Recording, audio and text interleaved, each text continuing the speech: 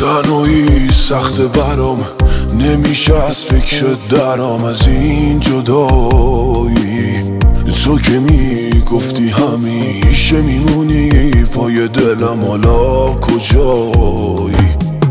تو که میخواستی بری منو قالم بذاری بی معرفت، شاید اونجوری که میخواستی نبودم عزیزم، معذرت.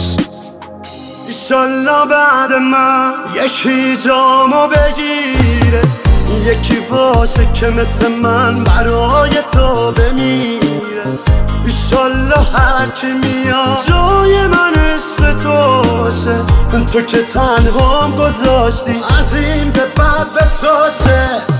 ایشالله بعد من یکی جامو بگیره، یکی باشه که مثل من برای تو بمیره. شکستی روزی گذری پایت نیا، وقتی تنها ماندی حوالیم یادت نیاد. کوه غم خار مردم مردم مرد نشاد، نازش ازت ای رفیق خادی بگم حل چشات.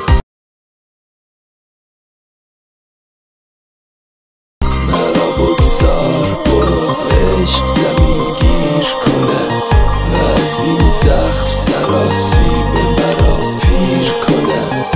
آخ این همه ها چیست رهایم بکنی، دست مردم خبری نیست رهایم بکنی.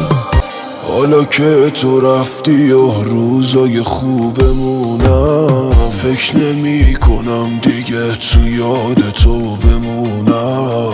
من و این خاطره ها چه روزا که نداشتیم، با همین خاطره ها تو این خونه میمونم. ایشالله بعد من یکی جامو بگیره، یکی باشه که مثل من برای تو بمیره. ایشالله هر کی میاد جای من عشق توشه، تو که تنهام گذاشتی از این به بعد به تو